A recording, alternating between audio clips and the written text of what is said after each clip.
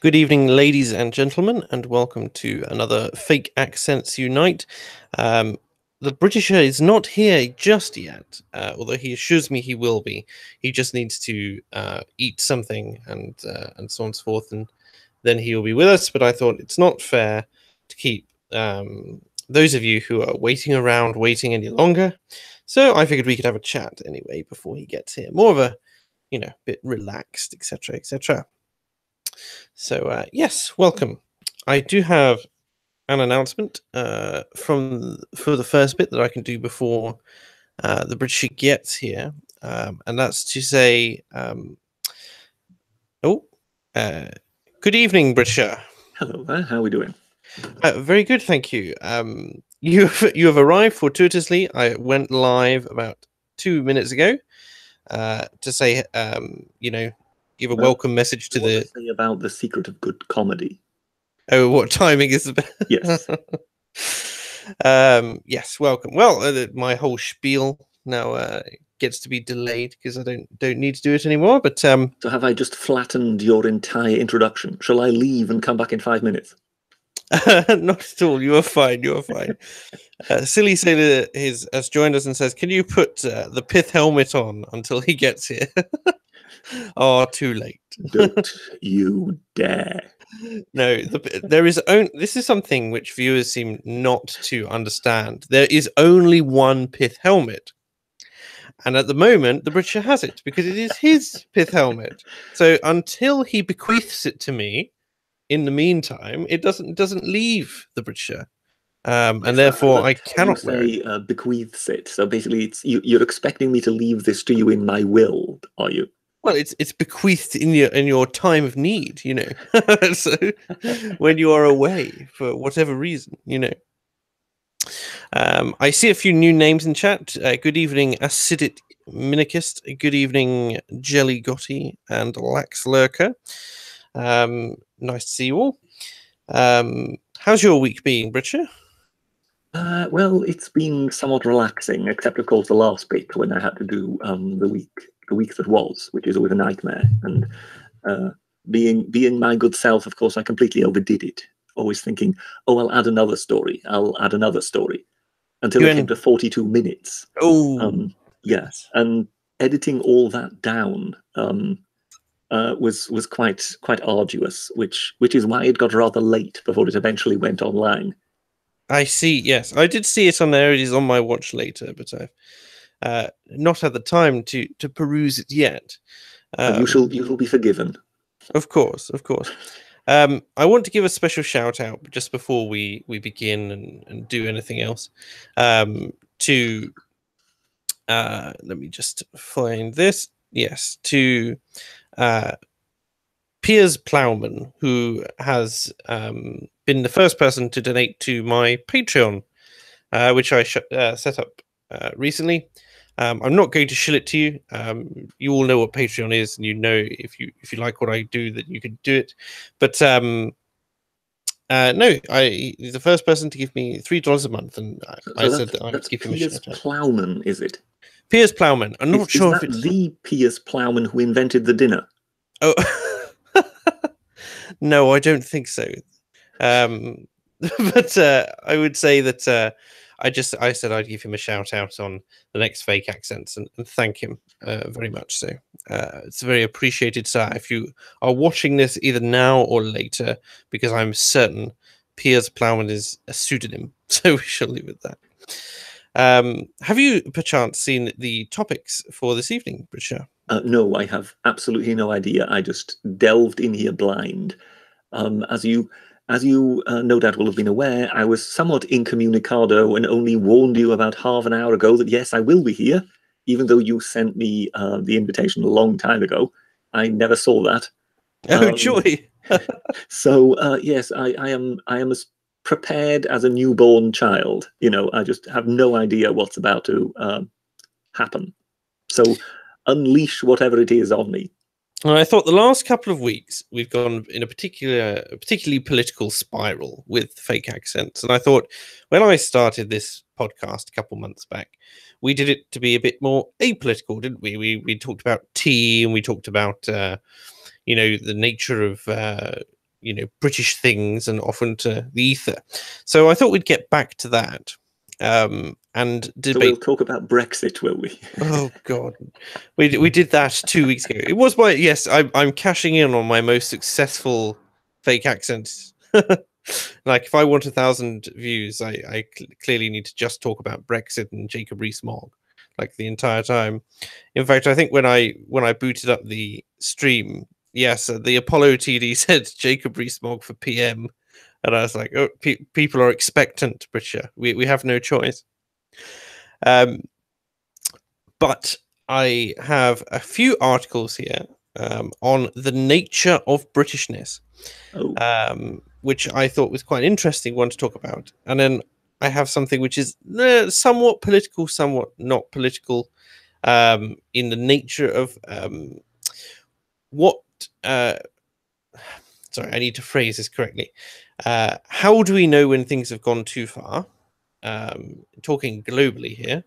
And in concept form. So, for instance, we know very much what happens when collectivism goes too far. You get communism and all the horrible stuff that goes along with that. And on the other side, you have sort of what happens when nationalism goes too far, and so on, and dictators and so on. But I wanted to talk about what happens when the liberal concepts, because I'm fairly certain that there are a lot of things that can go too far. Like every concept, if taken to an extreme, can go too far. I don't think that there's necessarily a liberal value, for instance, where if you take it to its extreme, that just works. It doesn't matter how far down the path you go. I'm pretty sure there's that. So I was thinking about this because the academic agent invited me on to talk about taxation the other week in a now unlisted deleted stream, because we got crashed by someone who decided to show a load of pornography. That was not great, and it wasn't a particularly productive stream in terms of answering the question he had originally posed. But he was talking about, at what point does he could not come up with the argument for effectively what's the sweet spot. What is the sweet spot? Because in the case of taxation, he was going, well, if you pay tax, if you are given the option to not pay tax, you won't pay it. If you could pay less tax, you would aim to pay less tax. And in a taxless system, you end up with a stateless system, and stateless systems, as far as we can see at the moment, don't work. And to that extent. And so it's going, is anarchy the end state of individualism? And is individualism, at what point is individualism taken too far? Because if you say, well, every man becomes his own island, I mean, obviously we know the popular phrase that no man is an island, but if you give every person on earth an island and they can defend it however they so wish, nothing gets done because no one cooperates. And I mean, that I know it's a pretty out there example, but I've been thinking about at what point does liberalism, for instance, go too far, or can it go too far? So effectively, what we're looking at here is, I mean, I think in your introduction you kind of said we're getting to that at the end. So I'm not sure if we're entering into your subject already now, which actually is your final subject. That is the final subject. So strictly speaking, what we're looking for is kind of the Goldilocks principle. Basically, the porridge either too hot or too cold or just right. As in, what is the Goldilocks tax or the Goldilocks state of anything, really? Indeed.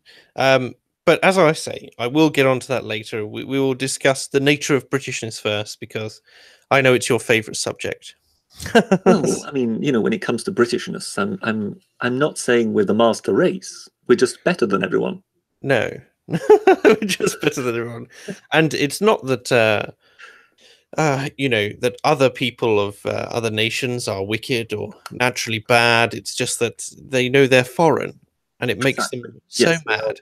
They are of a combustible temperament. Yes, and it makes them so mad. I mean, as someone who has grown up abroad, I can tell you it is not a myth. You know, when people sort of point to the British queue for buses and things like that, Yes. and whenever you bring up that example, you've got sort of somebody tutting in the background saying, "Oh, that's ridiculous. You know, this is just the British should think that everybody does it." No, I can assure you, everybody does not do it. No, they definitely do not. And so in that regard, it is something typically British that one will, you know, in the middle of a country lane, there will just be four people standing precisely behind each other, because everybody understands that the person who was there first should get on first, Yes. and that is something distinctly British. That does set us apart from other nations, because with other nations you may get a rough idea of a queue, but 30 to 40% of that queue is kind of looking for a way forward, as in to get on first. Yes.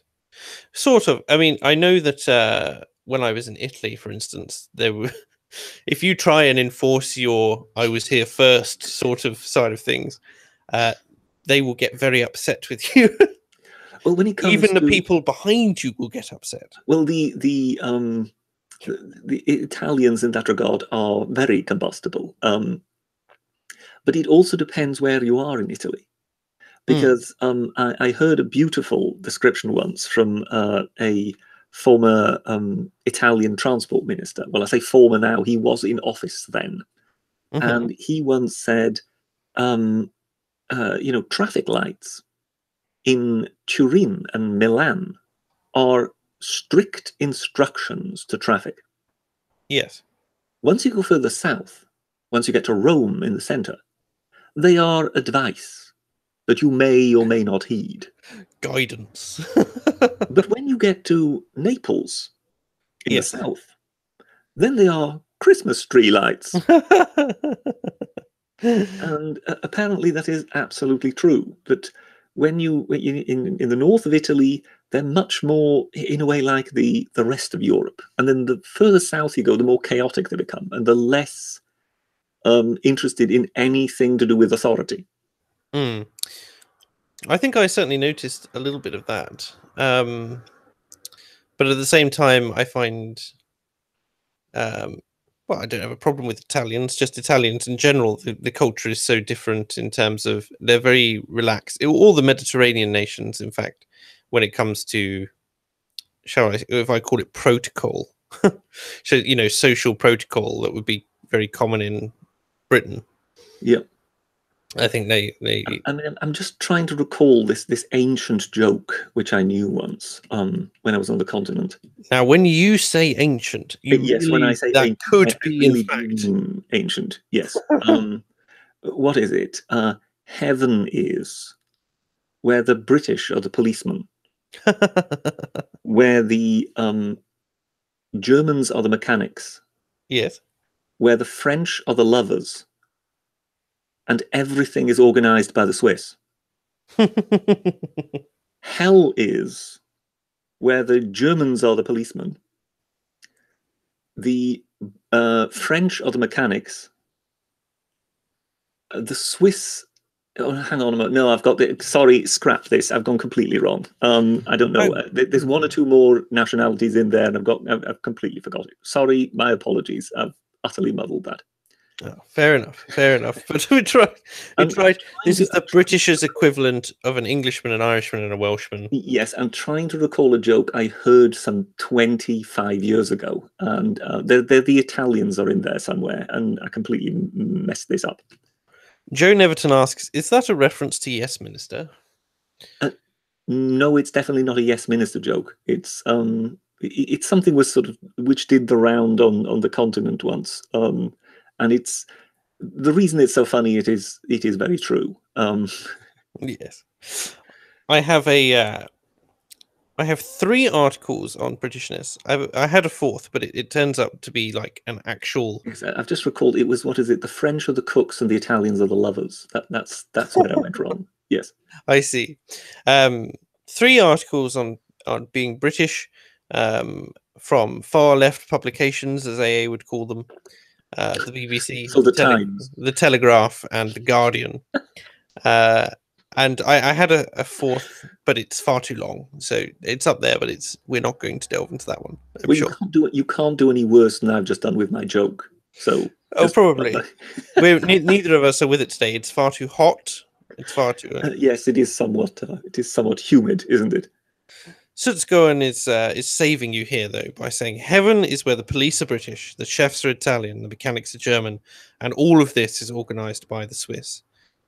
Hell is where the chefs are Yes, British. the chefs are French, the lovers are Italian, and everything is organised by the Swiss.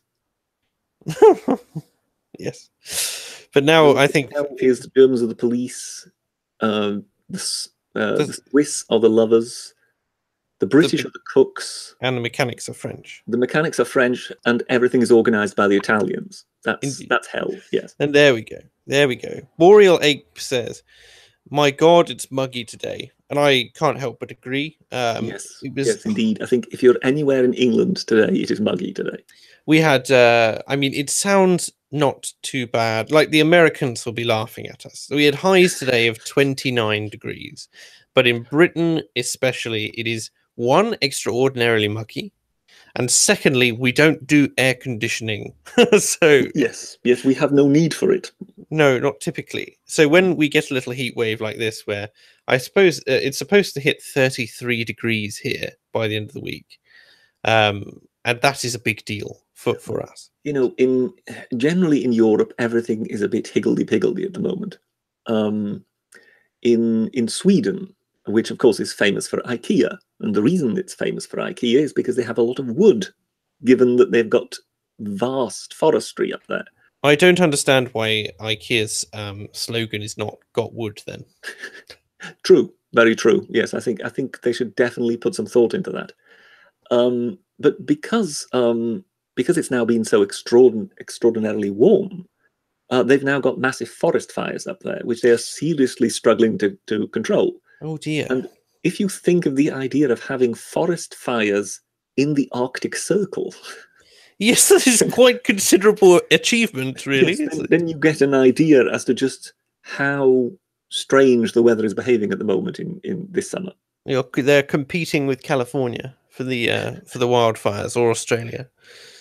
Yeah. So where was the worst place for wildfires? Well, it would be just north of the San Andreas Fault. It would be near Perth and the Arctic Circle. Yes. You see, I think if you would want to be the kind of next Edison or something like that, the next person to come up with a whiz-bang invention, it would be how to put out fires like that.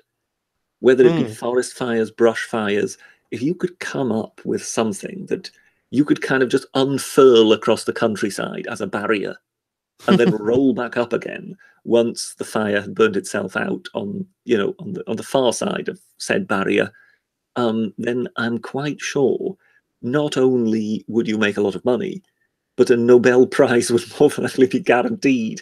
And if there wouldn't be a subject into which they could fit you, they would just give you a special one. Yes. That's what they did with Mr. Giger, didn't they? The man who created the alien. Yes, H.R. Geiger. I'm Giger. Okay. I'm not. I hold my hands up. Yep. I'm not sure how familiar some people are in the chat. With anybody listening, with his work, but it's kind of very strange. I remember seeing an interview with him once, where they kind of interviewed him about various parts of his life and his work and whatever, and they mentioned, "Oh, you won an Oscar, didn't you?" "Oh, yes, I've got it somewhere around here." Oh yes, it just leaves it around. Could you show it? Could you show it to us? Have you got it here? Oh, yeah. Then he gets up. His entire place is just ramshackle. There's books and whatever. There's hundreds on top of each other. There's hundreds of sculptures as well. And he's basically just climbing around his apartment, looking in the bookshelves, and then he finds the Oscar and he reaches in, and I kid you not, as he shows it to the camera, the nameplate falls off. And he then explained, oh yes, yeah, they gave me some screws for it, and apparently you get the Oscar and you get your little nameplate, and then you can screw it on, or you can just leave it off. So if you've got a collection of Oscars and you don't want nameplates on, you can just have them next to each other. Well, Yes. he had never bothered. He just No. stuck it into that. He stuck it into that bookshelf and never bothered about it No, again. he wasn't interested. And he was a very strange chap. But the reason he got the Oscar was because he created the alien monster in the movie Alien. The xenomorph, yes. And they basically gave him a special Oscar. So they didn't quite know what to do with this man. Was this special effects? Because he wasn't involved in the special effect. He was just involved in the overall artistic design of this. So there Yes. wasn't really an Oscar to give him. So they just gave him a special Oscar for that year. And when you hear of some of the stories of this chap, he seems to have had some strange fascination with death from a Yes. very early Well, age. He's obsessed with both death, birth, rebirth, and sort of organic machines. Yes, but when you see drawings which he made as a child, yes, you will see that already then it was skeletons and all sorts of things like that. And one story that basically just had me in fits when they told this was that when he was a child, he decided to do a ghost run in his basement and invite the local, the kids from the neighborhood to go on the ghost run in his in the basement. Well, the police were called. Right. These kids were all traumatized. Yes. So I mean, it was that terrifying that even though he was just, he was 10 years old or whatever, what he came up with was so terrifying that to the other 10-year-olds that the police was actually called because, yes, these kids were coming out utterly terrified. The just to relate some stuff from the chat, Liberal Zardos says hell is a visit to IKEA. And when you started talking about Giga, he said, "So did HR Giga design IKEA?" Well, there's a thought. I mean, who knows? Perhaps in a previous life. Clearly, the ghost run in his basement, which traumatized the children, was just a precursor run to the great flat pack furniture land maze. Yes, yeah, you're more than likely spot on there. But no, I just found it fascinating that a child could already have such a morbid style of fantasy that he would be capable of utterly terrifying his contemporaries. I was quite interested. I mean, I'm a purveyor of, or I enjoy playing video games, and in particular, the horror genre tends to have some of the best writing. So I quite enjoy the odd one there. And there's been a few which have been released in the last couple of years, which were inspired by Giga's work. So I naturally did a little bit of research, and if you see the man's just general drawings, they are horrific. I mean, utterly, like a day in the life of this man's brain must be some sort of, I don't know how he sleeps at night. I mean, it's like his obsession with the perversion of birth is really something to behold if you're at all interested. But I would never have anything that he's drawn on my wall. Let's put it that way. But Goodness me. it is something strange, isn't it? But the reason, the reason it has such an effect on you is precisely because it seems to touch on something. That there seems to be almost like a raw nerve within us all, and some of his imagery touches that. Yes, very much so. We can't ourselves define what exactly it is, but there is something kind of almost like an inner hell within us that he can kind of put his finger on, and it flicks some kind of switch, and that's why I think he came up with the, I mean, most terrifying monster that's ever been on screen. Mm. I don't think anything has ever been quite quite so credible in being terrifying.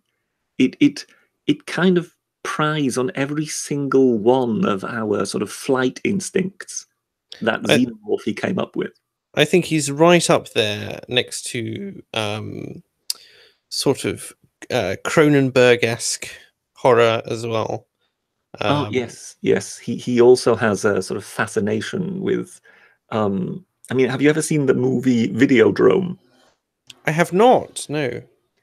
Um, yeah, there's some very strange things that go on there. That somebody kind of pushes as I say, it's kind of reality and nightmare kind of meld into one, if you know what I mean. Yes. So somebody wants a politician assassinated, and they actually almost implant. I think they pretty much push it into him, a kind of a gun, and Ooh, he eventually kind of reaches into himself, into his own stomach, and then pulls the gun out with which to shoot the chap. an organic weapon. It's really bizarre what's going on. There's very, very haunting imagery. None of it makes the slightest bit of sense. No, but But at the same time, it's not so disconnected from a kind of sick, twisted reality that you can't yes, identify with it. I It's mean, very there's strange. also those. There's about 5 or 10 seconds of the movie Event Horizon. I don't know if you've ever seen that. Yes, I'm quite familiar with Event Horizon. There is that moment where finally they decode the message, just as the spaceship was going into light speed. Yes, vaguely. And there must be about just a flash of about 5 or 10 seconds of just impressions of what hell, as hell is basically bursting forth on the ship. Yes, And it's very quick flashes or whatever, but absolutely horrific imagery, and then it's gone. yes, just And like that. it's just bizarre how that imagery stays with you longer than the rest of the movie. It does. It does. Although I would also maintain that Lawrence Fishburne's performance probably stays with you for all the wrong reasons in that film as well.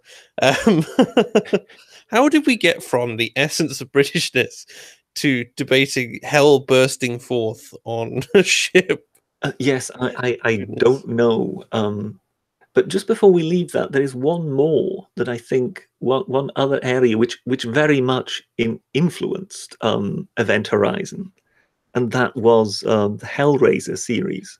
Oh yes, from back. It's one I've always intended to watch, but I've never And got that around to. seems to come from a similar place as some of the Giger stuff. Mm. I definitely think it speaks to something in the human soul about uh, what horrible things we have inside us as much as the good. Oh, And yes, yes, but I think there, how shall we say, there are more than likely dark demons within all of us.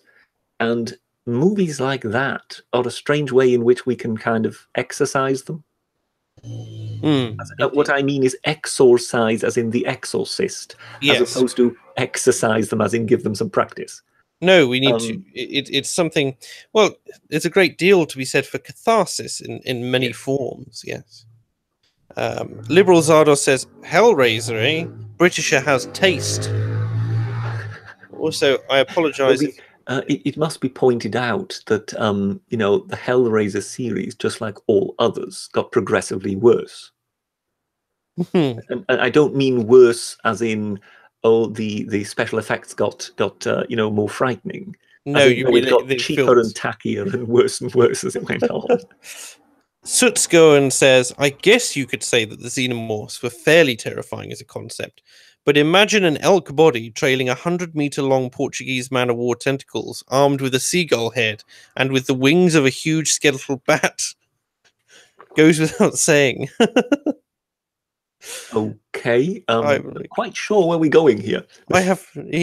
neither do I, but I thought he was being quite emphatic. He seemed to be going somewhere with his message.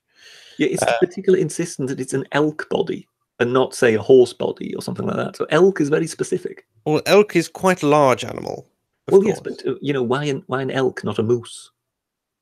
An elk is bigger than a moose. That'll be it. I mean, relatively. I mean, I'm pretty sure it's scary, but I mean, the xenomorph was scary as well because it could hide. I mean, wasn't that one of the openers in order to bring this back to Britishness? In P.G. Wodehouse, the that beautiful series that Stephen Fry and Hugh Laurie made of Jeeves and Wooster, You do where adore Jeeves he and Wooster. arrives at the drones club and wants to go in, and there is a moose stuck in the front entrance. It's a stuffed moose. Well, it turns out to be an elk, I believe, but they're always referring to it as a moose. And they're trying to get this thing through the doors, whereas it will impossibly fit because A, it's too large to start with, and B, even if you could get the body through, the horns would never do it. No, of course, the antlers.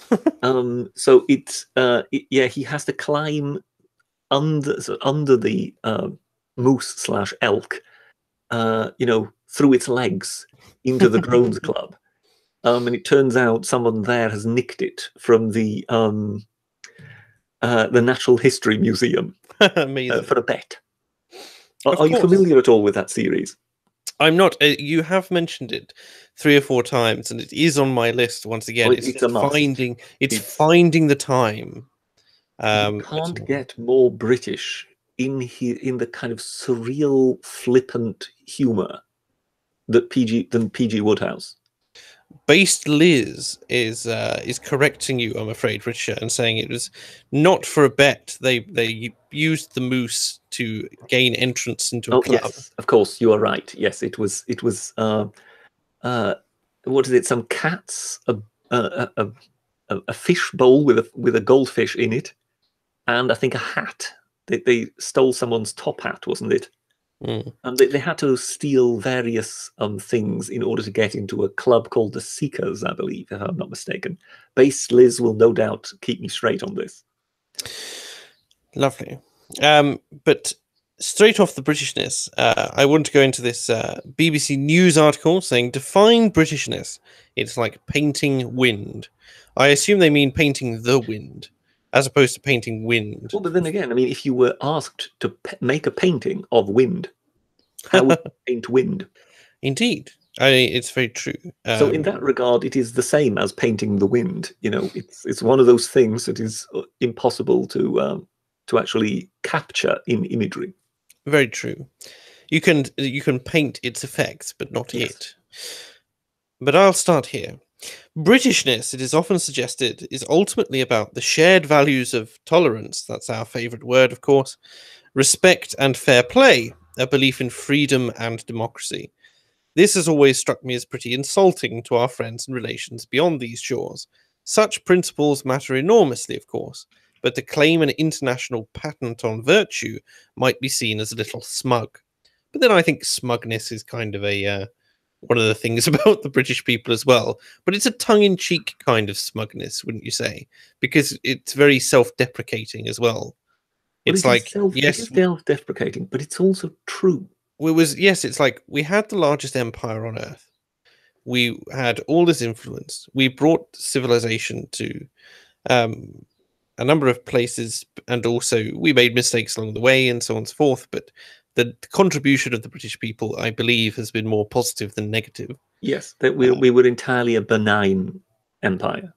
Just as the Americans must be seen as a benign influence. Much as it pains me to say this. That's but when it comes to the British Empire, the one thing you always have to compare it to is the Roman Empire, and both of them, the Pax Britannica as well as the Pax Romana, basically depend not on force alone. On force alone, you can't do it. No, you see this with like Alexander the Great's empire, which caved very quickly. No sooner was the figurehead, the one who held it all together, no sooner was he gone, it caved in. You need the cooperation of the peoples who are supposedly dominated in the empire. Yes. And a great swathes of both empires were really part of it, because both the Romans and the British were seen as people one could do business with. Yes. Whereas if you would have been the Mongol horde, then they would have strained every sinew to get rid of you. Indeed. It's like uprisings everywhere. As we saw in North America, where, there was some renegade colonies, if they really don't want you, and They will particularly if get there are rid of also you. some French which they can ally with, who then send them Yes, professional troops, of course, the mercenary French. it becomes very, very difficult to hold on to them. So, in a way, as is pretty much with every country, the people need to, in effect, be willing to be governed by you. Yes, And they think that you're the better option. nowhere is that more telling than in an empire. If you build an empire, the people need to see a reason to kind of allow you to be the governing force rather than someone more local. And Yes. the reason they're willing to cooperate with you is because you bring something. And in both the cases of the Romans and the British, not only was there technological superiority or civilizatory superiority to a certain extent, but there was also an understanding that there was an element of fair play. And I think that's why we're always, we always like to say we are the fair play, that it is a trait of our national character, because Yes. it does appear to be. And in a way, historically, it's even been recognized as such, if you know what I mean. Yes, no, I know exactly what you're saying. It's like harsh but fair. That I think that was one of the one of the mainstays of British empiricism. Um, excuse me, goodness. Bless you. Thank you very much. The it was something about say the British Navy, for instance. I can't remember who said it, but someone said it's a historical quote, something about the British Navy keep their admirals in line every so often by shooting one of them. Yes. And which is something which I think we've lost in terms of the kind of consequences of failure in a military setting. Anyway, but Well, not that I'm advocating the murder. There is a famous admiral whose name I forget, of course, whom we did shoot. Yes, and there was I think some engagement in the Balearic Isles. Yes, and he was found guilty of not having pursued victory to the utmost. Well, it's famous. Again, I cannot remember his name, but when he got there, because I remember studying it, he was massively outgunned. He had 3 mutinies or so, and also the men were dying, etc., and etc. When he managed to limp home, they shot him because even though the odds were massively stacked against him, he was made an example of effectively. And what was the consequence of that? Well, the British Navy became the most aggressive naval force for the next 100 years. We were unbelievably daredevil in our attitude. The kind of breakneck attempts that we did in attacking ports and cutting out enemy ships was unbelievable. And I think the French during the Napoleonic Wars must have just wondered what had possessed us.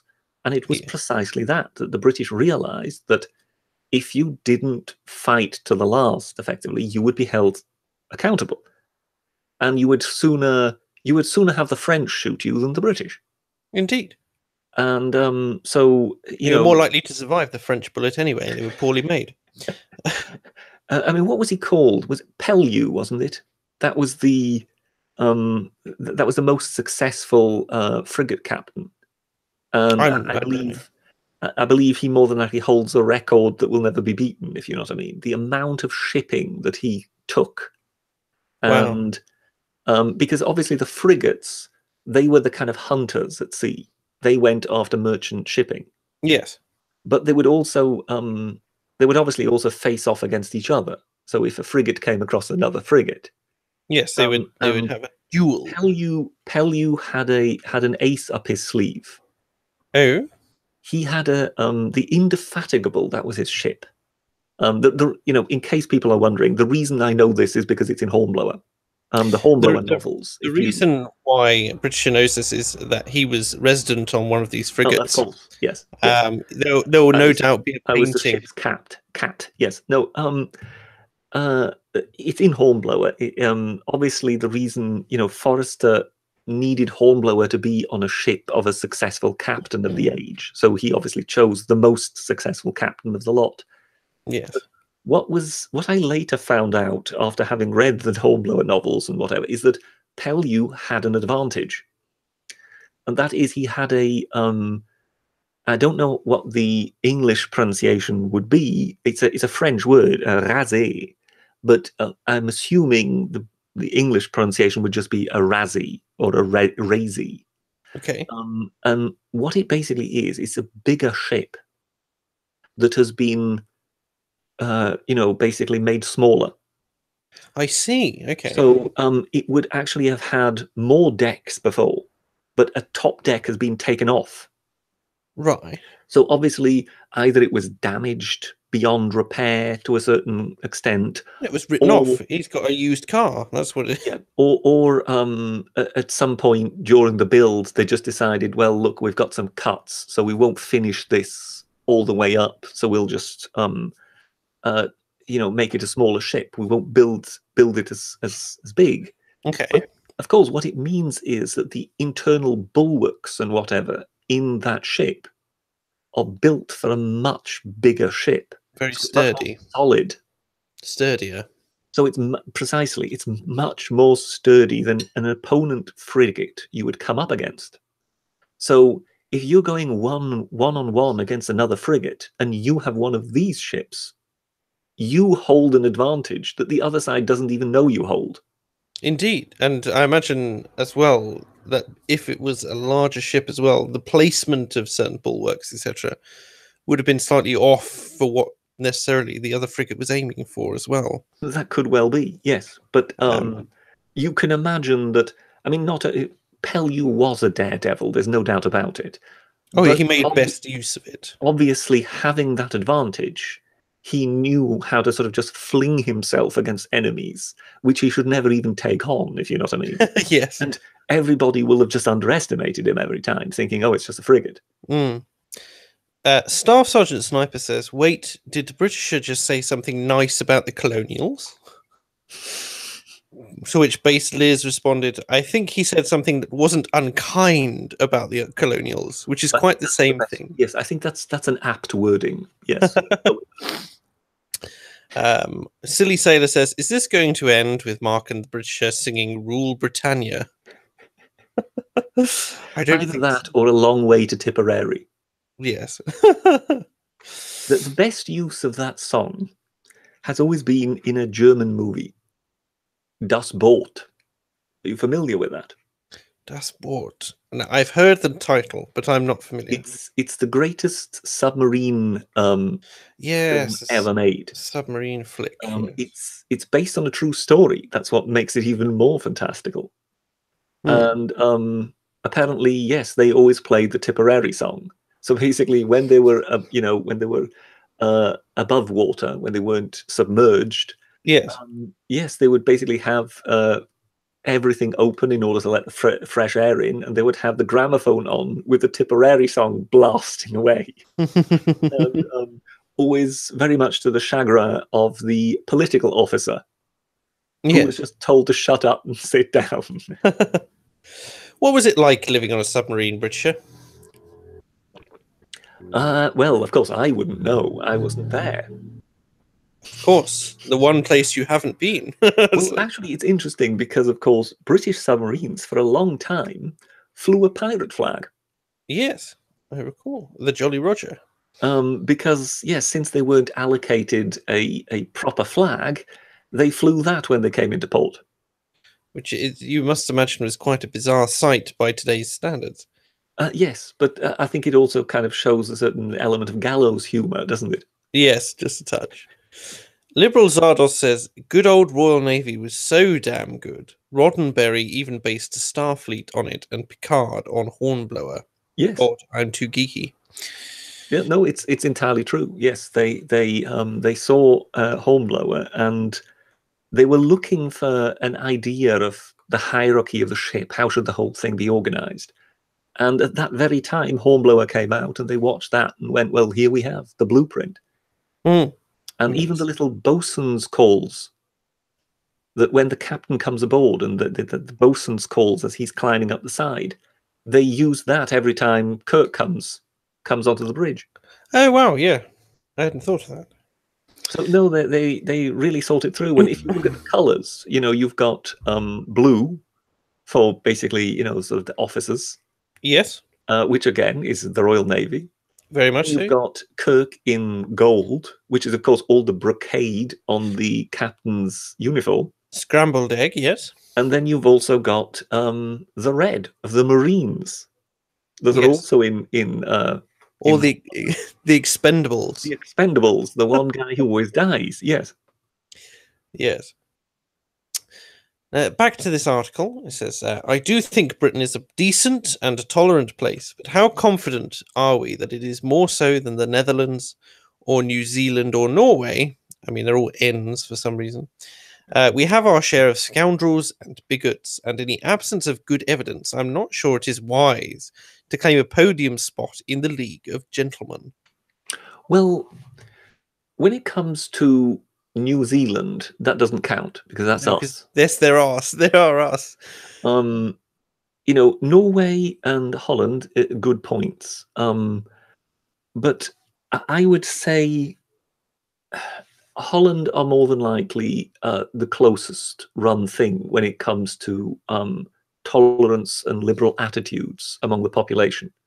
I mean, having lived over there, I can say that yes, that the British are much more liberal-minded, the general population. Yes, this is than something I've found anywhere else. This is something I think a lot of British people take for granted and fail to understand about a lot of other nations. When if you take something, I hate to make it political, if you take something like mass immigration, where you bring a lot of people over, they seem to think that the second they step on British soil, they shirk off all their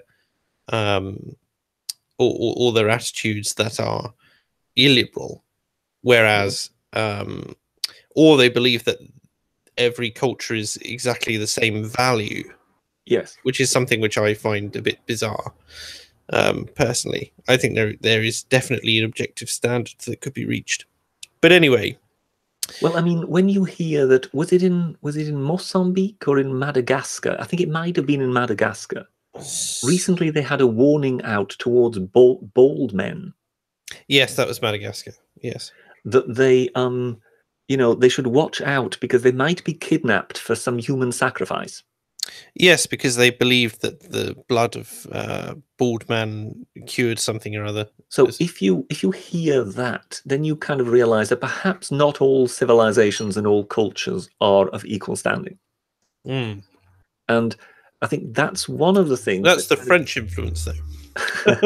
But that's one of those things where I really kind of feel at times I'm kind of banging my head against a brick wall. When we always hear about the terrible Spanish conquistadores who landed in Central America and South America, and all these hideous things they did, but nobody actually mentions the absolute barbarism of the people they actually took over. Yes.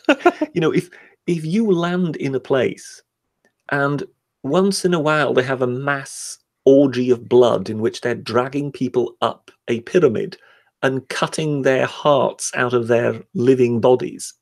Yes. What would your impression of that be? Would you really sort of think, oh, well, this is a place where we have to take the softly approach? Yes, all cultures are beautiful. I can see why this is important to you, and Yes, I think more it would rather be one of rage, as in let's kill them all. Because you would see that, and I mean, surely your hairs would stand on end. And some of it we can put down to religious bigotry. Some of it we can put down to, the kind of the shock of the other.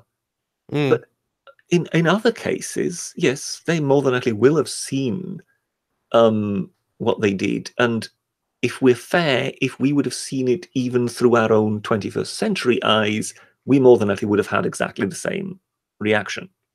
Yes. Sutskuren says, I can confirm the Nordic countries tend to be far more insular than Britain. We don't even consider people who move to our towns to not be of that town. Oh, okay. No, I think he's misspelled here. We don't even consider people who move to our town to be of that town. If you're lucky, everyone who knows you're not an original descendant dies off before you, and you can claim to be of that town. Well, wasn't there I think there's a word, the word in Italian for stranger and for foreigner is the same thing. Mm, Straniero. I see. Basically, it kind of shows the attitude in a way, culturally, as in, if you're from the next village, you're a stranger. Yes. Then you might as well be from Outer Mongolia. So they use Yeah. the same word. And I think that kind of shows a lot, says a lot about the overall attitude. Mm, mm. And I think when it comes to sort of the civilizatory, I can't even say the word, the scale of civilizations, you do realize that the former imperial powers do seem to have an edge on some of the less successful nations in history. Yes, for a myriad. Because France and Britain had global global empires and were open to these influences. Not only did they gain the influences from those other countries, but at the same time it seemed to have changed their mindset to some degree, Yes. the way they looked at the world. So, So you know, what you're saying is we need to let the Middle East rule for a bit, uh, and yes, and in a couple that's the hundred solution, obviously. and Yes, in a couple hundred years they'll have yeah, learned to tolerate. Oh wait, no, we won't be around then. yes, yeah. No, but it does show that sort of whatever path you take, it shapes you. And when I look at places like Germany, Austria, the kind of Central European part, Mm. which wasn't, they didn't have that empires, they didn't have those influences. You notice a difference. You notice how they were shaped differently, and how it distinctly had an influence on their national mentalities, so to speak. That they are more provincial in attitude. Yes, I think there was more. Like I see it as a bit more tumultuous, a little bit more chaotic existence. Because if you imagine being a global power, although the fringes of your empire may come under attack and you need to defend your what you're in control of, I imagine that the center is a very stable place, and so you have the time as well. It's very safe to go and travel to these places. It's also very safe to, you have secure supply routes that will transport the influences of the subject nations to say Britain, and you can develop in relative safety, shall I say, as opposed to somewhere like say Israel, where everywhere is at war with you all of the time, and you kind of you don't really have the time to develop along those lines in the same way, because you can't really stop and think about it. Do you know what I mean? I know what you mean. If your own borders are under attack, I mean that's what unfortunately eventually happened to the British Empire. I mean the reason that the empire failed was largely because Britain struggled to defend herself.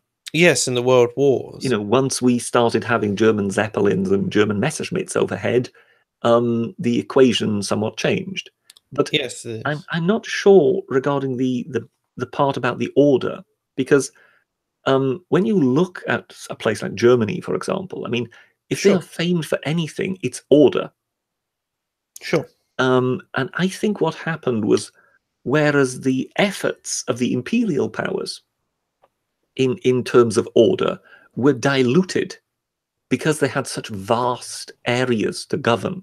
Hmm. With places like Germany or Austria and Hungary and little places like that, all that effort was internalized. So in a way, they became, compared to us, almost hyper orderly. Hmm. And that's the way I see them anyhow. When we think of something like Germany, we think of everything being just so and absolutely right. And if anything Yes. isn't just quite right, someone is taken behind the building and shot. And in a way, that's Well, it's a there's a reason consequence all of the it, isn't trains it? always run on time. Yes. And in that regard, I think we're looking again at that kind of Goldilocks principle, that you want things to work, but you Hmm. also want an element of chaos. You want an element of casualness Well, in a it's society. the duality of being, and you also have the idea that you want a mix of people.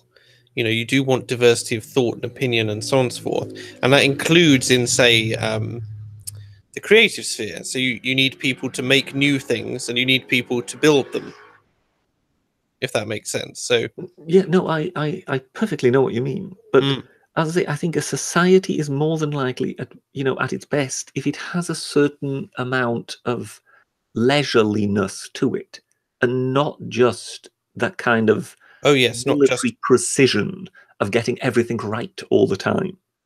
yes. Um, so Although there is a reason German cars are very successful, but there is also a reason why the rest of Europe isn't piling into Germany to live there. yes, mainly it's because all the spaces are taken. Um, Well, no, apparently they have got vast areas of emptiness because all East Germany fled into West Germany.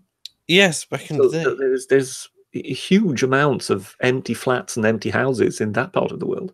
Hmm. But for some reason, the Poles aren't killing themselves to try and get there. Yes. Funny that.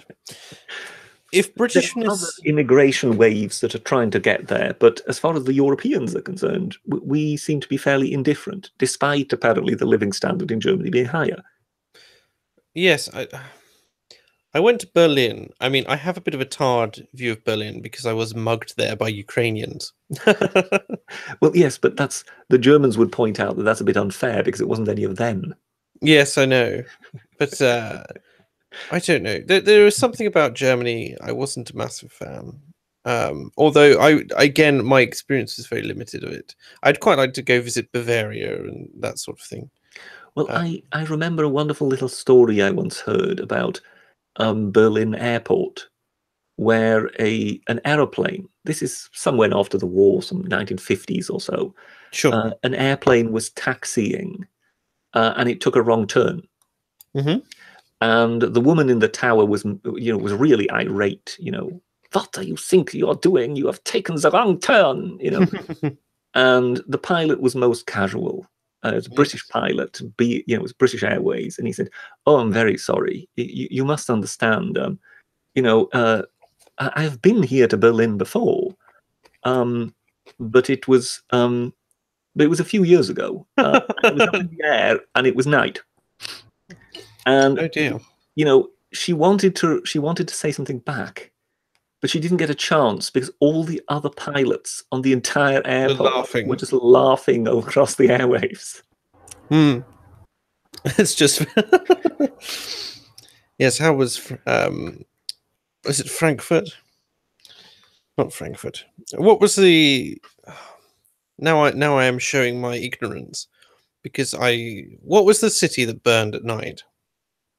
Oh, well, I mean, they all did at that time. I mean, I think Hamburg famously there was a firestorm. Yes, Um, but I mean, Dresden was also completely Dresden. I was annihilated. thinking of Dresden, which I studied, but for some reason the name completely escaped me. There's a famous book written about it, isn't there?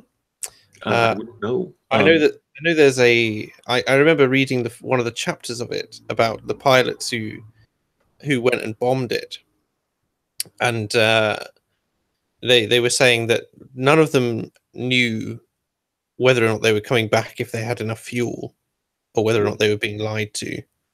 And most of them as well tried not to think about it, tried to offload everything as quickly as possible and not hit a populated area and then get back. And it was about one aircraft which had gone awry. It ended up flying the wrong way, and they were very upset. This concerned them a great deal. But well, I mean, if they were trying not to hit a populated area, they sure made a mess of that. Because they annihilated the city. Well, no, they were just talking about what they were trying to do as their single crew, not what the effect actually ended up being with the scores of them that did actually bomb it. Yes, well, I think the reason Dresden is so famous is not because the city was annihilated, because lots of cities were annihilated back then. I think what it was the futility of it. Yes. There was no point to it, and I think that's what they knew, that there was no industry in Dresden. Yes. They also knew it was packed to the gills with refugees who had gone to Dresden specifically because they thought it was a safe town. Yeah, it was it's one of those moves which was going to go either very much one way or very much another. It would either have rallied the German people in this is an atrocity and we must fight against the British, or it was going to do the exact opposite and absolutely break them. Well, the only reason it had been done in the first place was, and this is something that we actually know from modern day warfare. Already in Yugoslavia, I remember that specifically, but also in Iraq and now in Syria, you run out of targets. Yeah. You run out of things to actually hit. So what you keep doing is you keep flying reconnaissance, trying to find something to hit. But more often than not, nowadays, our jets are up in the air and they don't attack anything because they don't get a command to attack anything. We don't find anything. No, certainly not the British. In the case with the Second World War, the East, the Russians were advancing, and Stalin was constantly demanding of the Western forces to ease his advance. Basically, bomb something in front of me, hurt the enemy so that because I'm coming on the ground, you're flying all these fancy airplanes around. Yeah. But it's my people who are dying on the ground. Do something. Yes. They basically just needed a target that was in the east that they could basically show him and say, look, we've hit something for you. And that's how Dresden ended up being picked out. But there was no point to it other than, Mr. Stalin, we've done something. And that's what makes it so utterly futile. Yes. And it just kind of shows how, in war, things eventually go completely insane. Yes. Another thing which I find people to be drastically ignorant of, that war is not a state which you ever want to be in, ever. Yes. Yeah, it's you've got those incredible scenes, where the British Navy sunk the French Navy because the French Navy didn't want to surrender. Yes. And the British Navy basically said to the French, look, we've got our battleships, we've got them trained on you, just surrender. Surrender to us because we can't afford your ships falling into the hands of the Germans. Yes. And basically then it becomes a kind of point of principle. Will we surrender or won't we surrender? And Churchill eventually just says, look, just give them so many hours, and once it's over, open fire. Yes. So here were all these French battleships who clearly were allied with us, but at the same time we end up sinking them. And it's things like that that kind of show you the utter insanity of war.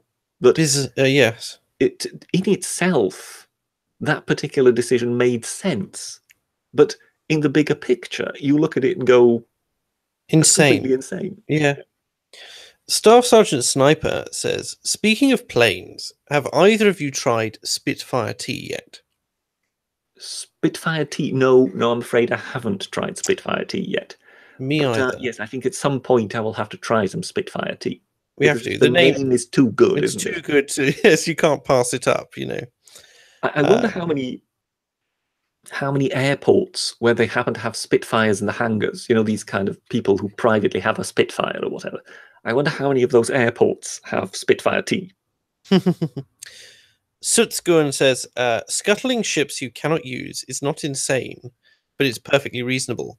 No, the scuttling wasn't the insane part. The insane part was that we were firing on our allies to Yes. prevent them from being taken. And so it was, that is the insanity. It's the, I think it was a port in Algeria, wasn't it? Was it Algiers itself? I'm not sure. But basically, they were all based there, and they were big, powerful battleships of the French.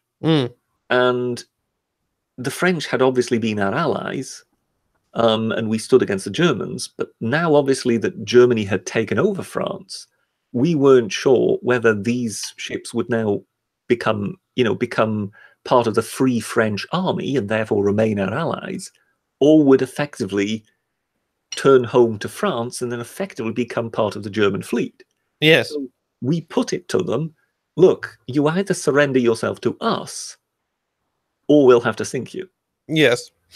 And Silly, in the end, we ended up firing on them. Yes. Silly Sailor says, to be fair, though, it's not often you get a chance to sink the French Navy. Got to take every opportunity you get. You know? Yes, at least we didn't have the gall to then declare it a victory. No, No, we didn't hold it up as a great battle which we won.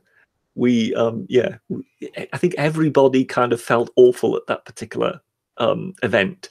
Yes, but nobody really knew what on earth one could do. Silly Sailor says Oran or Algiers. I think it could have been Oran. He says it was Oran, not Algiers. Oh, sorry. Yes, misreading that. Deliberately, of course, because you never make a mistake. Well, I mean, as you say, I was always there. Yes. Apparently. I was It's just that all the towns blend into one. Yes, not only was I always, not only was I at all the events, but no matter where they happened on the globe. So I seem to the Britisher being the only man on Earth who successfully managed to be on every single Normandy landing beach at the same time. Yes, to watch the Americans not get it right with the floating tanks, and our lads, of course, get it right with the floating tanks, which was the big difference. The British used the so-called funnies. We had sort of all kind of strange wonder weapons that various tinkerers had built. That I think Churchill himself had set up a department for kind of people who kind of had ideas and were kind of tinkering around in their back sheds, and they came up with truly sort of some wonder weapons. I mean, some didn't work at all, others worked splendidly, and one of them was also the floating tank. And the British used them properly. They kind of knew you had to get close enough into shore before you released them, whereas the Americans released them too soon, and therefore they all went down. Basically, the waves were still too big when the Americans chucked them in, and therefore they all got sunk. Whereas the British, they waited much longer before they released them. They released them at the proper point. Yes. And they also brought the other funnies, the other experimental weapons. Whereas the Americans said, "Oh no, this is all nonsense. We don't want any of this namby-pamby stuff. A floating tank, will try that." Yes. But that's why it was so tough on Omaha Beach. Because they ended up landing there with no support whatsoever. So it was just the infantry. Whereas the British arrived with floating tanks. So as they were coming onto the beach, the tanks were coming onto the beach. And they were then soon followed up by other tanks who had flamethrowers and other specialist weapons that these tinkerers had come up with which they could take out pillboxes. So it's often described that Omaha Beach was complete slaughter because the German resistance was so much sterner, whereas the British just basically walked on. Well, that wasn't really true. The British had to fight their way on, but they had support for their infantry, whereas the Americans, they found out that if you don't have a tank to hide behind, Yes, it's much more it difficult. becomes a lot harder to get on there because you yourself aren't bulletproof. No. For people who are wondering, when I talk about the British being in many different places throughout history, there's a wonderful little Discord server, supposedly run by the academic agent, but it's got a subthread in it called #Britisher. And they've been following on from my suggestion to create a meme called "Where's Britisher," or to Britishize great scenes from history. So as you can see on the screen right now, we have I assume it's the signing of something or other. I'm terribly embarrassed. I should know what this image is. That's either the Declaration of Independence. I was thinking that, but or it's the Constitution. I think it's likely the Constitution because of the flags, etc. But somewhere in this photograph, in this painting, is the Britisher. So I'll give you this one for free. He's here. You can see where my mouse is.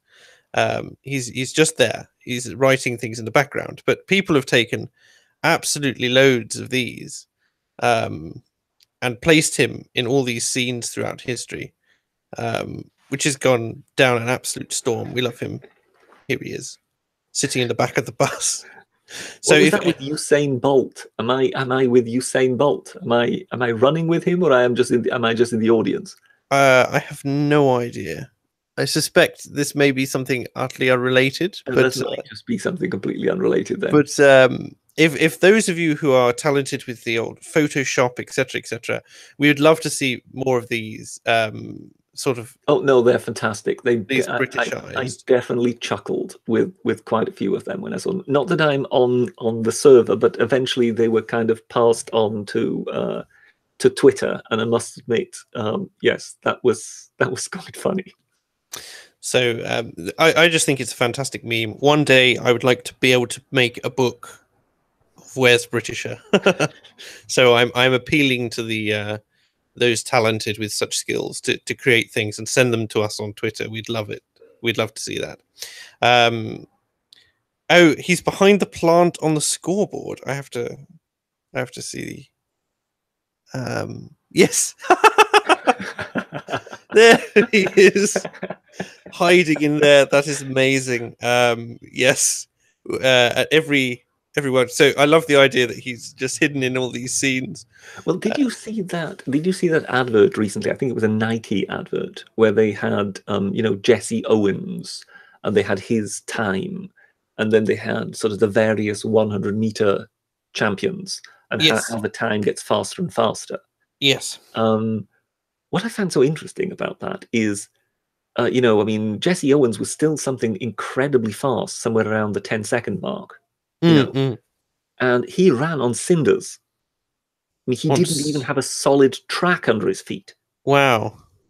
You wonder what he could have achieved. Precisely. If he would have been running on the sort of tracks they run now, with the sort of shoes they run in now, can you imagine the speed the man might have managed?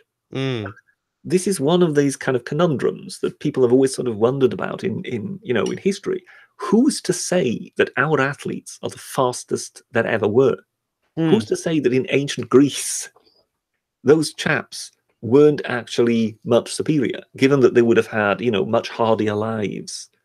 So we think, because they're so specialized these days, that, that might bring forth the ideal athlete.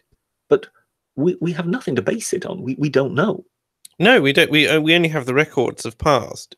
But I do think it's one of the great. I think it's an injustice of thought to people assume that both people of bygone eras were, one, not as intelligent, and secondly, as you say, not as strong in some cases. But I mean, you have only to look at the creations of some ancient civilizations to realize that really it's just a question of technology and progress. because you work on the tools of those who come before you. But it's not to say you're not any less intelligent. Well, what is interesting in that respect, and I mean this brings us in a way back to the British, is how certain civilizations seem to be more conducive to new ideas than others, Mm. and we don't really know what it is. We there is no sort of magic button you can press. So we know that the Greeks were incredibly inventive. For the time in which they dominated, they came up with unbelievable amounts of new things. Yes, Whereas the certainly. Romans, who immediately succeeded them, invented almost nothing. There's Really? very Okay. little that you can actually point to that the Romans came up with. So Mm. yes, there is certain elements of law.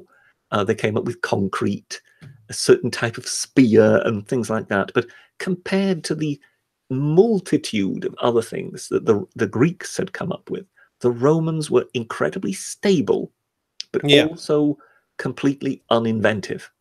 that's communism for you. And yes, precisely.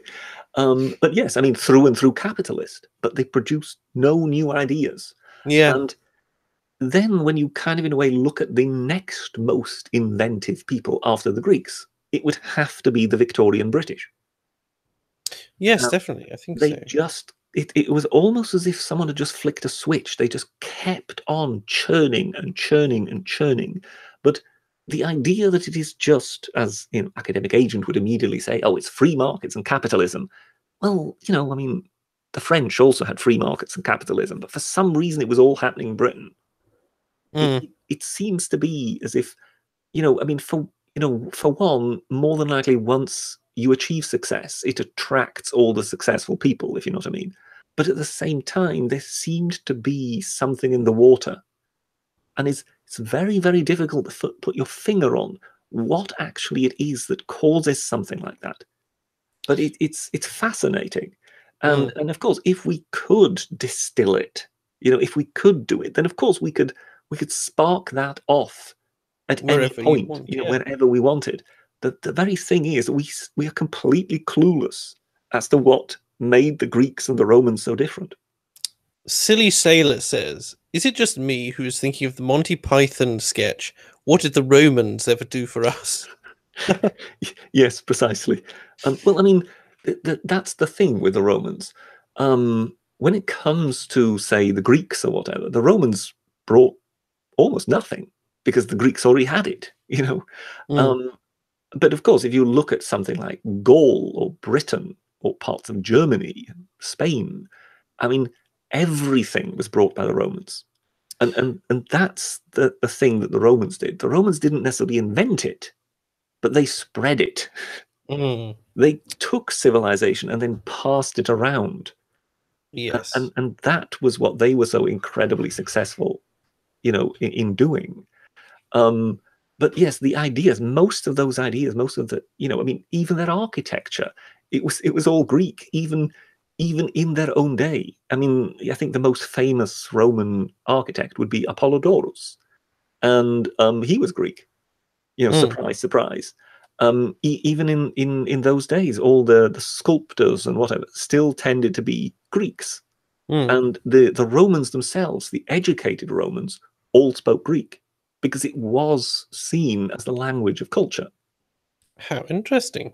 Much as English is the language of culture today. Well, yes, but if you think of it, it's not that far back that, if you were a gentleman, you would be expected to speak French.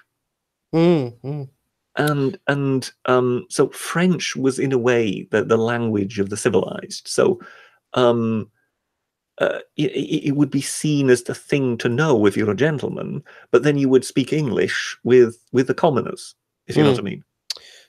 Mike Chauncey says the ancients were not more intelligent. The Romans had no concept of the number zero. Also, bring a match back to an ancient civilization and they would worship you. They were in the dark. The ancients Well, were then match. again, if you are lost somewhere in the forest and whatever, and your matches get wet, but you happen to be in the presence of an ancient Roman, and he can make fire with, a little a little bit of stone and straw and whatever, you'll more than likely find yourself worshipping him. Yeah. And it's true that mathematically they didn't have the concept of the number 0. But if somebody had 10 loaves of bread and you took each loaf away, he would realize he didn't have any left. Yes. City Sailor says, back to Britishness. Are we Greece to America's Rome? No. And that answers that one. No, we're not. In that regard, I think, if anything, America is Magna Graecia. So there was Greece, which would be Graecia, but then you also had Magna Graecia, which was the southern part of Italy. Okay. So we obviously think that of something separate these days, but they very much saw that as the same thing. You know how there's the Acropolis in Athens? Yes, yes. Basically, Acropolis, it just basically means the high city. Yes. Whereas Neapolis would be the new city, and that is Naples today. Oh wow! I didn't realize that was that connection. The entire part of the entire southern part of Italy was Greek. Also, it became Greek over time. And in that way, that is what America is. America is the Magna Graecia to us. Yes. How interesting. So yeah, in that respect, it's very much kind of our culture that kind of transported itself over there, then got turned into hamburgers and French fries for some reason, but he's still very much still possesses that same kind of drive and inventiveness. Neither of us, I think everybody would agree, we're not as inventive anymore as we were in the Victorian age. But already in the Victorian age, the Americans were already quite inventive. Yes. So it kind of shows that they were kind of part and parcel of the same thing. So I don't think, so even though they were an independent nation, there clearly seemed to be some strange connection, which was more than likely also fed by the very strong transatlantic trade that we still did for, until this day, really. I mean, the Americans are still the biggest foreign investors in Britain, and we are still the biggest foreign investor in America. Yes. So the links between America and Britain are still incredibly strong, and I think there are other reasons than it just being either political or historical. I think there is something else going on. We kind of almost see ourselves still as part of the same thing. Just as the same way as, when before I said, well, New Zealand doesn't fit in there because they're because it's us, yes. Yes. And back to that article. I doubt we're very much going to get through all three of these. And certainly we're not going to get onto my second topic, and I'll end up renaming this. But if Britishness means anything at all, it must go beyond ticking boxes of general niceness. While that may make us feel good about ourselves, there is something a bit disturbing about people who stand in front of the mirror marvelling at their perfect teeth. Perfect teeth, of course, being regarded as thoroughly un-British. Others try to get a handle on Britishness through its association with institutional abbreviations. The NHS, the BBC, the Women's Institute, WI, or the RSPCA. This is a more profitable path because our particular brand of alphabet soup has a distinctly homemade recipe. The complex flavours, I don't know where this is going, of our health service, national broadcaster, and voluntary sector come from a unique combination of local ingredients. I'm getting a distinct chef vibe here. Some argue that it is the principles behind free healthcare and license-funded TV that shape our national character, but arcane funding mechanisms for the delivery of public services across our islands cannot surely be the heartbeat of Britishness. The NHS is significant not because of its bureaucracy, but because we have such affection for it. The character of the relationship between citizen and the state must lie at the heart of any national identity, and with Britishness, nowhere is it more exposed than when we are naked under a gown on the doctor's examination table. Hmm. Yeah, I think when it comes to the reference to alphabet soup and whatever, I think the author has got somewhat lost. I really don't think that NHS or BBC have anything to say about Britishness. Me either. I mean, he goes on to say something about what comes to mind when you say the words. And I suppose they're saying that they shape Britishness because they are powerful voices in the oral and visual history of the nation. I mean, I don't know if that's necessarily true at all. I mean, certainly in recent history, but I mean, you're only looking at the last sort of 70, 80 Can I years. ask, with what publication is that article from? This is just the BBC. Oh, this is the BBC. Yes. So in that regard, I mean, here they They're a are. bit biased about They're themselves. telling us that they are a distinct part of the national character. But at the By the same way, time, one could also suspect there being perhaps a slight lefty mood to that particular suggestion. mm, mm, Um, because there are other things. I mean, I mentioned the queuing and whatever. So there is a certain gentility, a certain civility of the British that mm, is distinctive. But there are other aspects, and there are particular aspects that, I mean, perhaps they are being aroused as we speak, but they seem to have been dormant for some time. And that's why I think people might not necessarily talk of them, but they clearly seem to have been under threat for some time. I mean, there was always a certain sort of independent streak in the British, and I'm not talking the British as a whole. I'm talking as the British individual. yes, a bit of a maverick. You can go way back into sort of English history to kind of realize that the lords kind of realized that the English commoners needed to be treated differently than those on the continent, Mm, or else they would get a bit rowdy. They didn't like being pushed about, no. and in a way, that is still reflected in sort of statements like, my home is my castle, as in, this far and no further.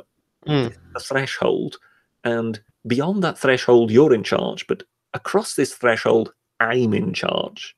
mm. And it's those areas that I think have come under threat.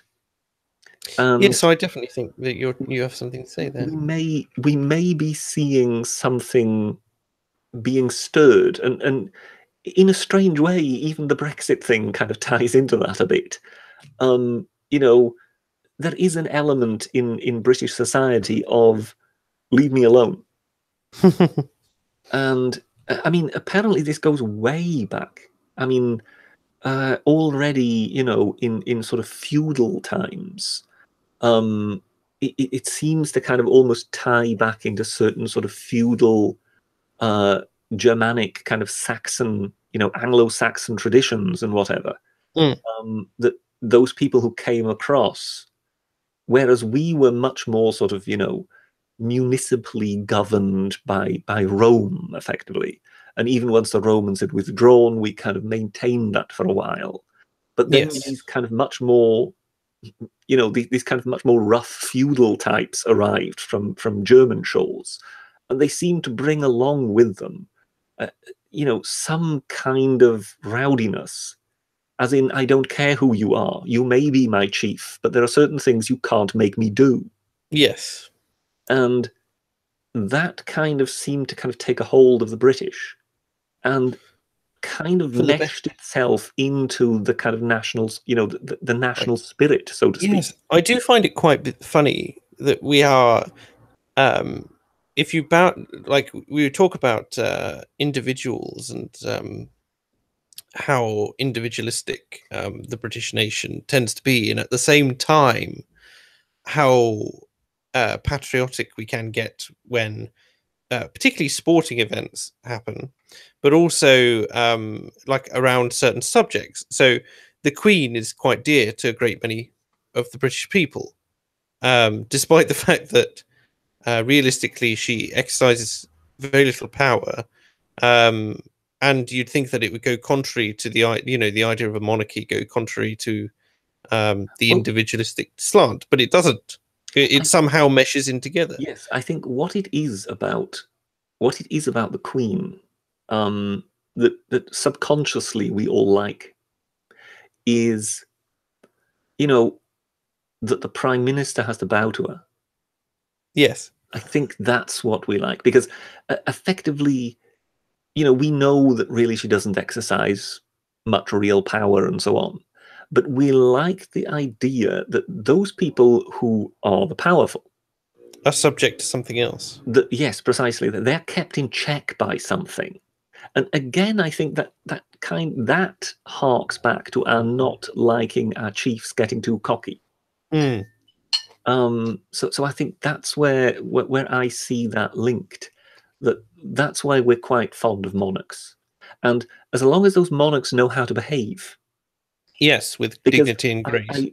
There are quite a few people who have qualms about Prince Charles, because one wants to think that they will all know how to behave, and if they don't know, then we will go off them quite quickly. So we have certain demands of them. It's not just as if we kind of say, okay, yeah, you're in charge. Oh, they don't just sit on the throne as well. As much as they don't exercise real political power, the Queen and the royals work bloody hard. Well, we're always told that, but in the same way, we're always told about the Prime Minister always working hard. See, I disagree in the same way. If you're a royal, particularly, some of the royals, right? If I limit this exclusively to what I'd call the active royals, right? So those who are close in line to the throne, they have to travel all the time. They have to maintain this the decorum that we talked about all the time.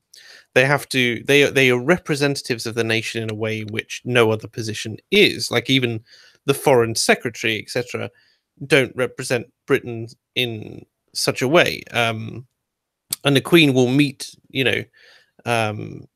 people of foreign states, and they have so many engagements that they do. Now, you can talk about how strenuous these engagements actually are, I think, but or you think there's that, but I think there's a hell of a lot of stress and a hell of a lot of expectation, I suppose. It's not a very free role, shall I say, to do very much of what you want, particularly if you are wearing the crown. And I mean, you see things like all the stuff surrounding Prince Harry when he was in his sort of or not much younger, but his younger days, when he was the party prince, so to speak, and all the stick he got for that and everything else, and how his family effectively said to him that he was going to, if he was going to join the military, he was going to do it in this way, and he shrugged them off and did it his way. But even then, he's now, I would say, much more well settled, to say, so to speak, into the role that he has been ordained to play since the day of his birth. I know what you're getting at, but I think we have to be careful when we talk about they're doing work, because some of the work they do is to an extent entirely out of self-interest. Because we have to understand that they're doing a lot of charity work. Works wonders for their image. Do you understand what I mean? So it's in their interest to be seen opening daycare centers and centers for the blind and things like that. And it's not really too taxing upon them, but it always shows them in a beneficial light. So it's within their own interest to kind of undertake these things. I do think that they are PR wizards. They're very good at it. The Harry Potters of PR, yes. Yes. Sutskuan says, do Brits view the Queen as a foundational element of this country's stability, perhaps like in other kingdoms? I don't know if we do. Well, I think the ultimate answer to why we have the royals, and I mean, in younger years, I wouldn't have been convinced of the royals, No, but me either. the older I became, the more I kind of realized, yes, there's a value to them, Hmm. and that is, I mean, I'm I still kind of unsure why nations need heads of state, because yeah. personally, I still don't quite understand that. But if you want to have a head of state, then you can either have a royal or you can have a president. And you look at most presidents of most countries, and I'm not talking presidents like the USA. The president of the USA is both the representative of the country, but so too is the head of government. But in most Hmm. places, you have somebody who is the president. He represents the nation. And then you have a prime minister who runs things. Yes. And in just about all of those places, presidents are clapped out politicians who Yes. basically are kind of, rather than being sent to the House of Lords as we do, they're kind of hoiked off to the presidency for a while. Yes, that's So strange. if Um, we if I we think wouldn't have the Queen, if we yes. wouldn't have the royals, we would have had President John Prescott during the Blair years. He would have then been succeeded by President Tony Blair, How weird. who then possibly might have been succeeded by President Gordon Brown. Goodness. And right now, after the after the Brexit referendum fiasco, We would have we might had now still have President President Cameron. David Cameron. Yes. I think Boreal Ape makes a point here. He says, or she says, I have huge respect for Queen Elizabeth and not so much for Charles. And I think that certainly Elizabeth herself has been a huge influence in terms of the both the popularity and the image of royalty. When I think of royalty, I think almost exclusively of Elizabeth as the picture of it. Well, I think that she's I fully understand that, and it's, I mean, clearly the reason she is the image of royalty in everyone's mind is because we haven't ever experienced really anybody else, if you know what I mean. yes, And I but know I there mean, are other royals, but we know that it's the British royals who are basically the global royals, aren't they?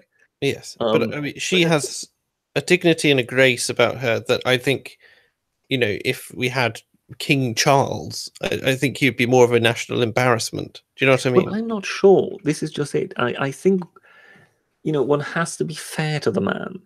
He spent his entire life waiting, and we have to be fair that we treat him differently. He is the one who is the spare tire. So Mm, he's not treated as the monarch, no. and he can't really behave like the monarch, otherwise he will be seen as behaving above his station. But at the same time, he has to be ready to be the monarch. Yes, at And any that second. is an incredibly difficult position to be in for decades. Yes. And in that regard, I think he is having to balance things extremely hard. If he were to behave kingly, then everybody would be saying, "Who does he think he is?" So Potentially. I don't know if I necessarily agree with that. he But has to, in we a don't way, know, do we? in a way, be sort of understated and let mummy do everything, but Kind of. at the same time, um, look as if he could be king. And Mm. in that respect, I think one would have to be fair to him and say, well, yes, he is in a uniquely difficult position because when the Queen was the heir to be, she didn't have A, that long to wait, Mm. and B, not that much media attention. So he has had cameras focused on him now for decades, more so than any king to be has ever had. Mm. And in that regard, I think one does need to kind of, show him a bit of benefit of the doubt. You can do that, and I won't, but you can. We'll do that, shall we? Mike Chauncey says, why are some people entitled to wealth and power because they are royalty? They're of Germanic descent, aren't they? Not British. Well, the British are of Germanic descent. Well, and also the royals are of many different places descent, because it was standard practice for a long time to marry into another nation, or another nation marry into I you. correct myself. Many British are of Germanic descent. Sure. But as such, why are people entitled to be so? It's the luck of the draw. It's as simple as that. And fine, I'm not the person who's been drawn to have that role, and I can live with that. I don't see the need for this kind of to be utterly justified, because why was Donald Trump born to a rich man and I wasn't? You can ask that question just as much as any other. So I think some questions don't have answers, and they don't necessarily need to have answers. Yes. Nobody thinks that the Queen is better than everyone else. No. We are just that is affording her a special status. That's all we're doing. The Apollo TD says, are you guys going to go through the candidates for next Tory leader? I may go run a separate stream on this.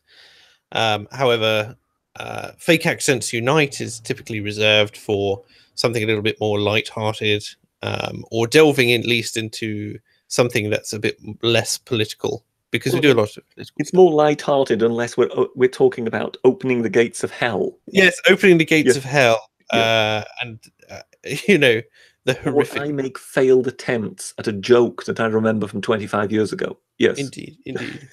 let's just draw a veil over that very quickly. Yes. Who is it who said this? I saw a question, which was Acidic Minikist says, what was Britain like before Elizabeth II Britisher?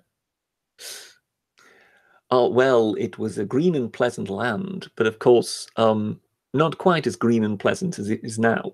One of the things we always need to remember is that things actually, through even most of our lifetimes, have got considerably better. And, yes, drastically. One of those things that I think a great many people forget, particularly when we hear these social justice types, decry the racism and all these things. I mean, I remember. I'm sorry. I have to seeing distinct discrimination. I'm sorry. I have to interject on the racism thing, because I remember seeing a study which was just like, the least racist place on earth is Britain. According to all the studies, the least racist place on earth is Britain.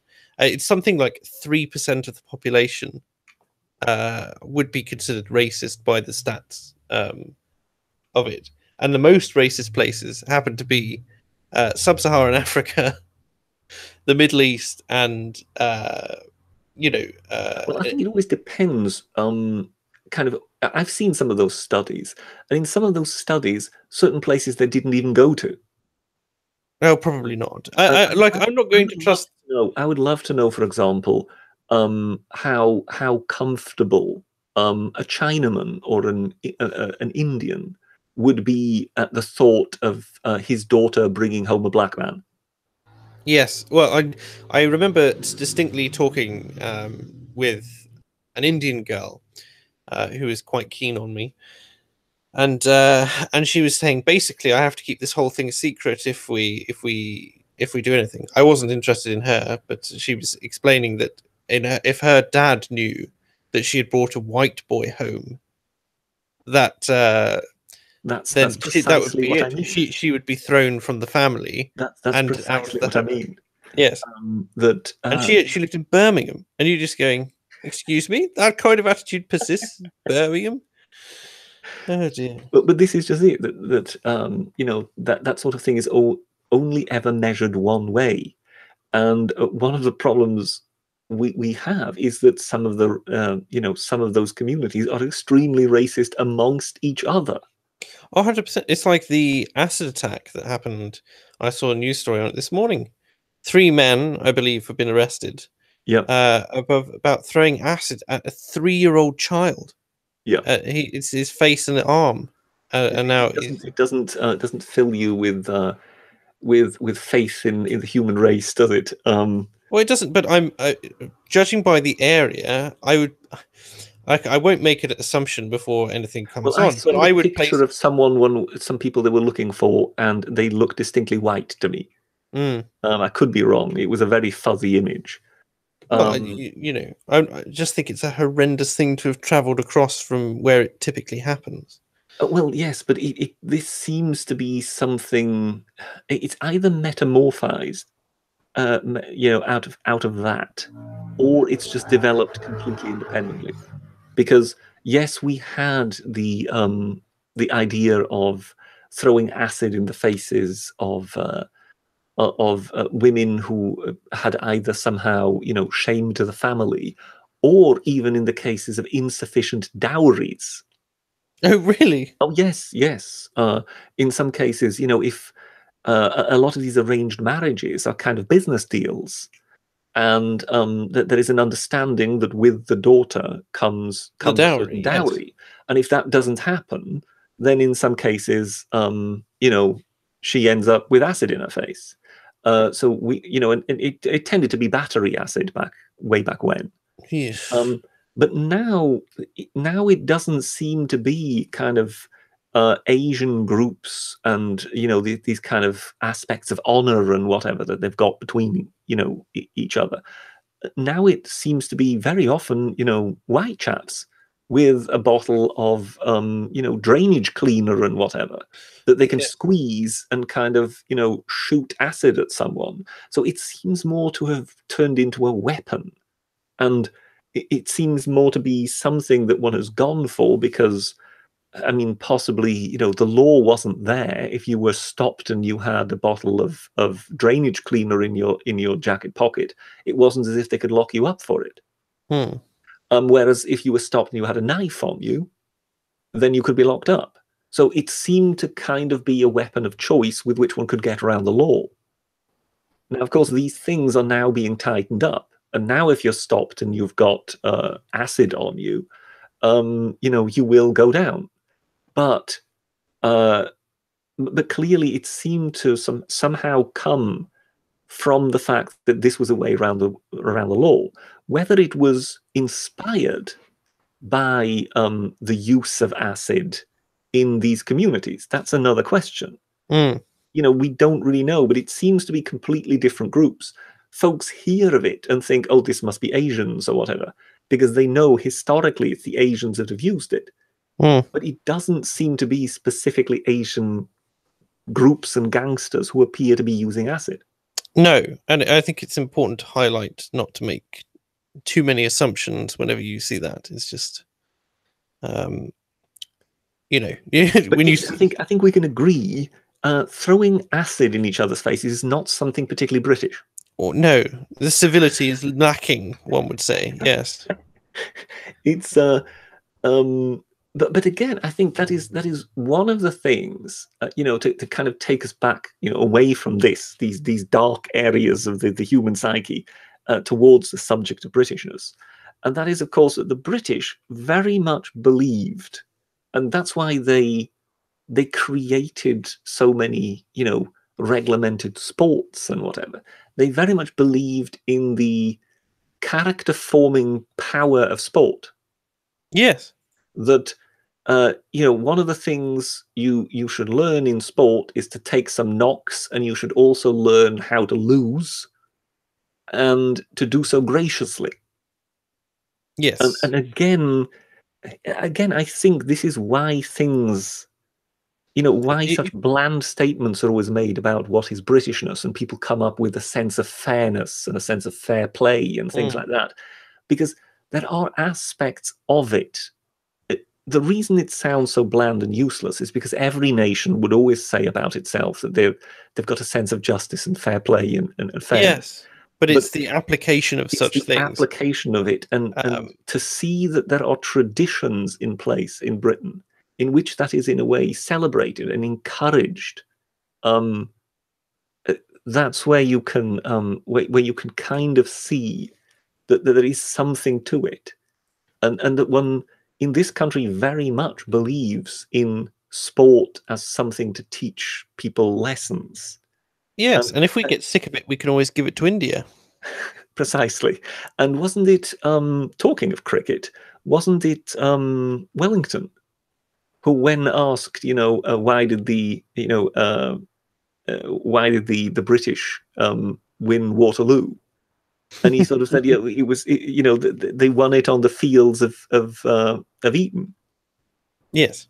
That basically it's the sports that basically taught them how to be so in the first place.